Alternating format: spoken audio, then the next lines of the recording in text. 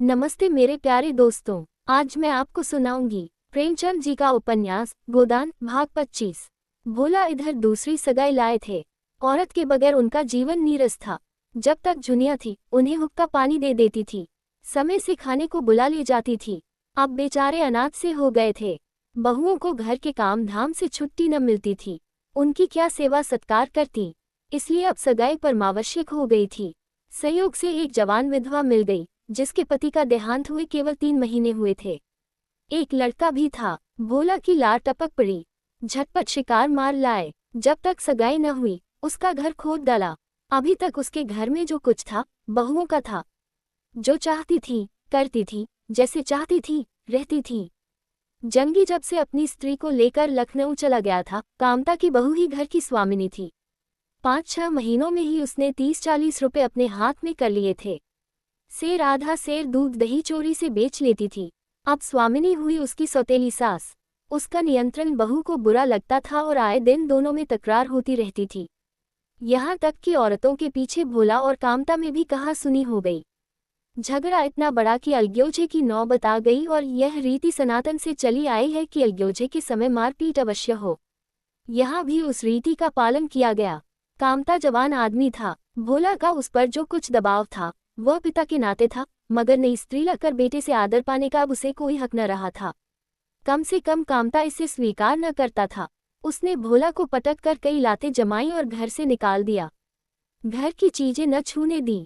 गांव वालों में भी किसी ने भोला का पक्ष न लिया। नई सगाई ने उन्हें नक्कू बना दिया था। रात तो उन्होंने किसी तरह एक पेड़ के नीचे काटी। सुबह होते ही नोखेराम के पास जा पहुंचे और अपनी फरियाद सुनाई। भोला का गांव उन्हीं के इलाके में था और इलाके भर के मालिक मुखिया जो कुछ थे वही थे। नोखेराम को भोला पर तो क्या दया आती, पर उनके साथ एक चटपटी रंगीली स्त्री देखी तो चटपट आश्रय देने पर राजी हो गए। जहां उनकी गायें बंधती थी वहीं एक कोठरी रहने को दे दी। अपने जानवरों की देखभाल सानी भूसे के लिए उन्हें एकाएक एक जानकार आदमी की जरूरत महसूस होने लगी। भोला को 3 रुपया महीना और सेर भर रोजाना अनाज पर नौकर रख लिया। नोखेराम नाटे मोटे खलवोट लंबी नाक और छोटी छोटी आंखों वाले सांवले आदमी थे। बड़ा सा पगड़ बांधते, नीचा कुर्ता पहनते और जाड़ों में लिहाग ओढ़कर बाहर आते जाते थे। उन्हें तेल की मालिश कराने में बड़ा आनंद आता था, इसलिए उनके कपड़े हमेशा मैले चीकट रहते थे। उनका परिवार बहुत बड़ा था। 7 भाई और उनके बाल बच्चे सभी उन्हीं पर आश्रित थे। उस पर स्वयं उनका लड़का 9वें दर्जे में अंग्रेजी पढ़ता था और उसका बबुआई ठाठ निभाना कोई आसान काम न था। राय साहब से उन्हें केवल 12 रुपये वेतन मिलता था, मगर खर्च 100 रुपये से कोई कम न था। इसलिए असामी किसी तरह उनके चंगुल में फंस जाए तो बिना उसे अच्छी तरह चूसे न छोड़ते थे। पहले 6 रुपये वेतन मिलता था, तब असामियों से इतनी नोच खसोट न करते थे। जब से 12 रुपये हो गए थे तब से उनकी तृष्णा और भी बढ़ गई थी, इसलिए राय साहब उनकी तरक्की न करते थे। गांव में और तो सभी किसी न किसी रूप में उनका दबाव मानते थे। यहाँ तक कि दातादीन और झिंगुरी सिंह भी उनकी खुशामद करते थे। केवल पटेश्वरी उनसे ताल ठोकने को हमेशा तैयार रहते थे। नोखेराम को अगर यह जोम था कि हम ब्राह्मण हैं और कायस्थों को उंगली पर नचाते हैं, तो पटेश्वरी को भी घमंड था कि हम कायस्थ हैं, कलम के बादशाह, इस मैदान में कोई हमसे क्या बाजी ले जाएगा। फिर वह जमींदार के नौकर नहीं, सरकार के नौकर हैं, जिसके राज में सूरज कभी नहीं डूबता। नोखेराम अगर एकादशी का व्रत रखते हैं और 5 ब्राह्मणों को भोजन कराते हैं, तो पटेश्वरी हर पूर्णमासी को सत्यनारायण की कथा सुनेंगे और 10 ब्राह्मणों को भोजन कराएंगे। जब से उनका जेठा लड़का सजावल हो गया था, नोखेराम इस ताक में रहते थे कि उनका लड़का किसी तरह 10वां पास कर ले तो उसे भी कहीं न कलनवी सी दिला दें। इसलिए हुकाम के पास फसली सौगातें लेकर बराबर सलामी करते रहते थे। एक और बात में पटेश्वरी उनसे बड़े हुए थे। लोगों का ख्याल था कि वह अपनी विधवा कहारिन को रखे हुए हैं। अब नोखेराम को भी अपनी शान में ये कसर पूरी करने का अवसर मिलता हुआ जान पड़ा। भोला को धाधस देते हुए बोले, तुम यहाँ आराम से रहो भोला, किसी बात का खटका नहीं। जिस चीज की जरूरत हो हमसे आकर कहो। तुम्हारी घरवाली है, उसके लिए भी कोई न कोई काम निकल आएगा। बखारों में अनाज रखना, निकालना, पछोरना, फटकना क्या थोड़ा काम है। भोला ने अर्ज की, सरकार, एक बार कामता को बुलाकर पूछ लो, क्या बाप के साथ बेटे का यही सलूक होना चाहिए। घर हमने बनवाया, गायें भैंसें हमने ली, अब उसने सब कुछ हथिया लिया और हमें निकाल बाहर किया। यह अन्याय नहीं तो क्या है। हमारे मालिक तो तुम ही हो। तुम्हारे दरबार में इसका फैसला होना चाहिए। नोखीराम ने समझाया। भोला, तुम उससे लड़कर पेश न पाओगे, उसने जैसा किया है उसकी सजा उसे भगवान देंगे। बेईमानी करके कोई आज तक फलीभूत हुआ है। संसार में अन्याय न होता तो इसे नरक क्यों कहा जाता। यहाँ न्याय और धर्म को कौन पूछता है। भगवान सब देखते हैं, संसार का रत्ती रत्ती हाल जानते हैं। तुम्हारे मन में इस समय क्या बात है, यह उनसे क्या छिपा है। इसी से तो अंतर्जामी कहलाते हैं, उनसे बचकर कोई कहाँ जाएगा। तुम चुप होके बैठो, भगवान की इच्छा हुई तो यहाँ तुम उससे बुरे न रहोगे। यहाँ से उठकर भोला ने होरी के पास जाकर अपना दुखड़ा रोया। होरी ने अपने बीती सुनाई। लड़कों की आजकल कुछ न पूछो भोला भाई, मर मर कर पालो, जवान हो तो दुश्मन हो जाया। मेरे ही गोबर को देखो, माँ से लड़ कर गया और सालों हो गए, न चिट्ठी न पत्तर, उसके लेखे तो माँ बाप मर गए। बिटिया का विवाह सिर पर है लेकिन उससे कोई मतलब नहीं। खेत रेहन रख कर 200 रुपये लिए हैं, इज्जत आबरू का निबाह तो करना ही होगा। कामता ने बाप को निकाल बाहर तो किया, लेकिन अब उसे मालूम होने लगा कि बुढ़ा कितना कामकाजी आदमी था। सवेरे उठकर सानी पानी करना, दूध दुहना, फिर दूध लेकर बाजार जाना, वहां से आकर फिर सानी पानी करना, फिर दूध दुहना। एक पखवाड़े में उसका हुलिया बिगड़ गया। स्त्री पुरुष में लड़ाई हुई। स्त्री ने कहा, मैं जान देने के लिए तुम्हारे घर नहीं आई हूँ, मेरी रोटी तुम्हें भारी हो तो मैं अपने घर चली जाऊं। कामता डरा, ये कहीं चली जाए तो रोटी का ठिकाना भी न रहे, अपने हाथ से थोपना पड़े। आखिर एक नौकर रखा, लेकिन उससे काम न चला। नौकर खली भूसा चुरा चुरा कर बेचने लगा, उसे अलग किया। फिर स्त्री पुरुष में लड़ाई हुई। स्त्री रूठ कर मैके चली गई। कामता के हाथ पांव फूल गए।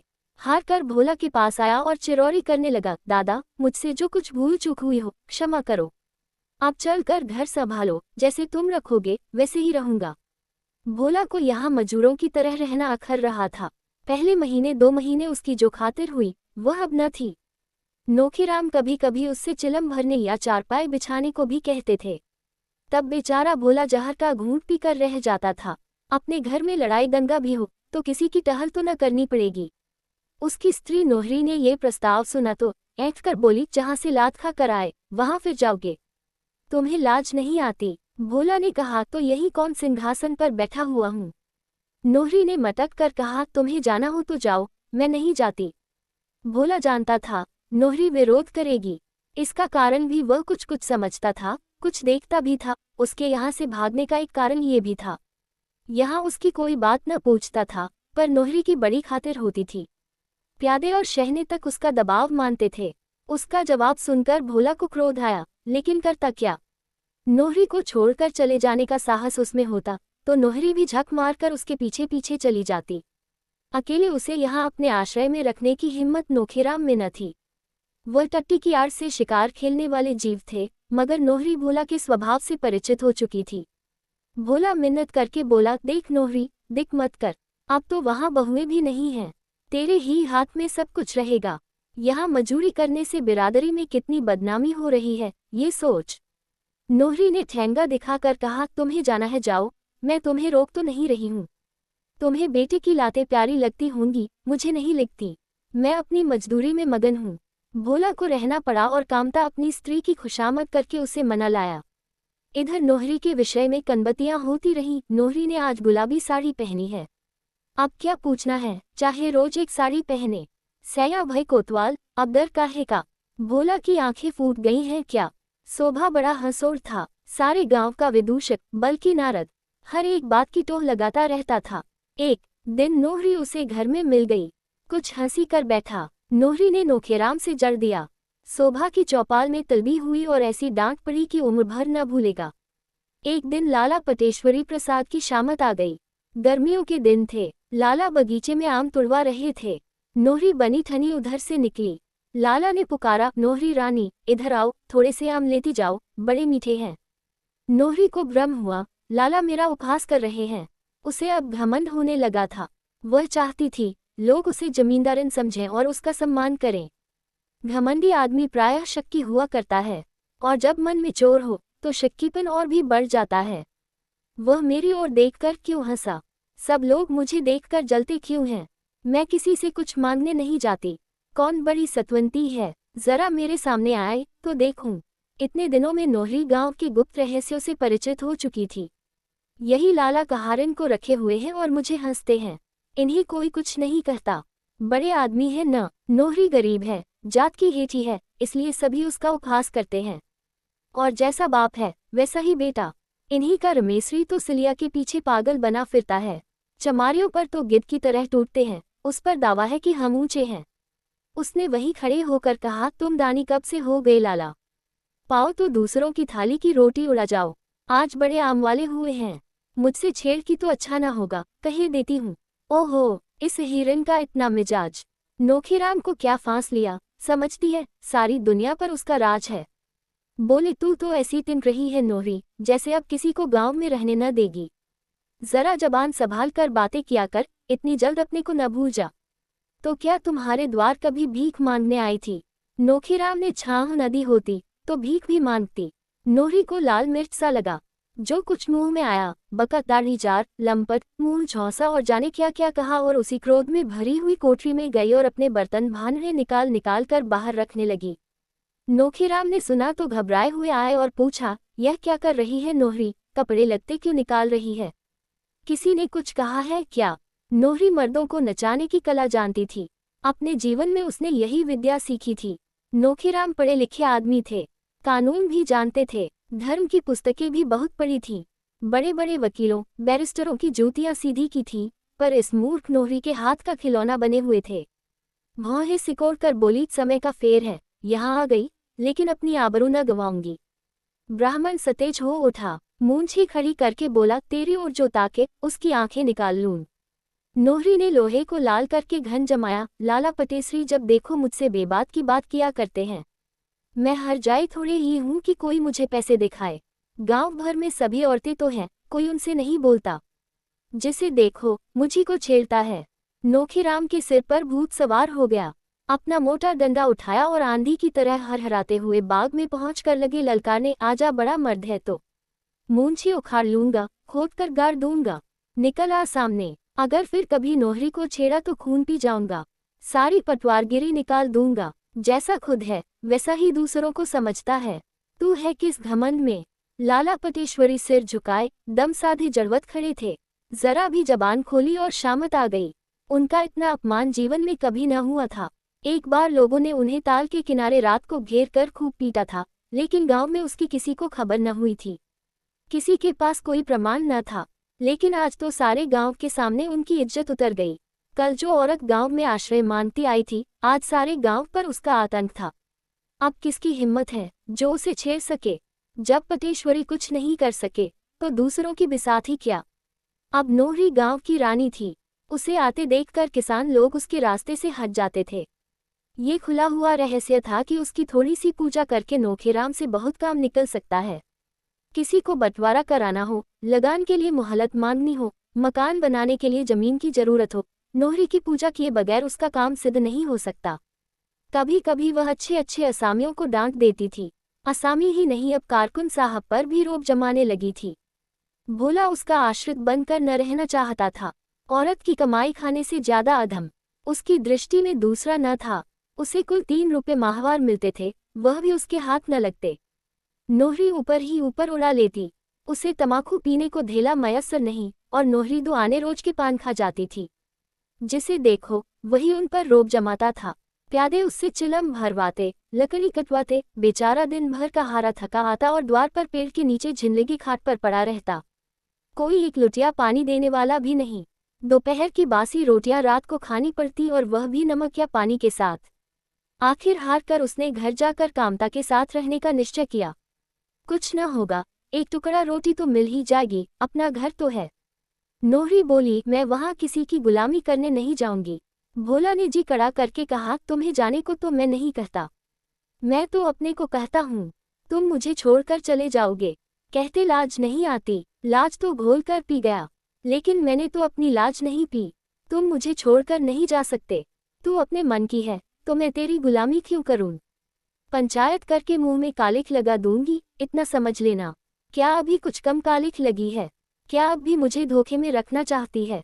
तुम तो ऐसा ताव दिखा रहे हो जैसे मुझे रोज गहने ही तो गड़वाते हो। तो यहाँ नोहरी किसी का ताव सहने वाली नहीं है। भोला झल्ला कर उठे और सिरहाने से लकड़ी उठा कर चले कि नोहरी ने लपक कर उनका पहुंचा पकड़ लिया। उसके बलिष्ठ पंजों से निकलना भोला के लिए मुश्किल था। चुपके से कैदी की तरह बैठ गए। एक जमाना था जब वह औरतों को अंगुलियों पर नचाया करते थे। आज वह एक औरत के करपाश में बंधे हुए हैं और किसी तरह निकल नहीं सकते। हाथ छुड़ाने की कोशिश करके वह पर्दा नहीं खोलना चाहते। अपने सीमा का अनुमान उन्हें हो गया है, मगर वह क्यों उससे निडर होकर नहीं कह देते कि तू मेरे काम की नहीं है, मैं तुझे त्यागता हूँ।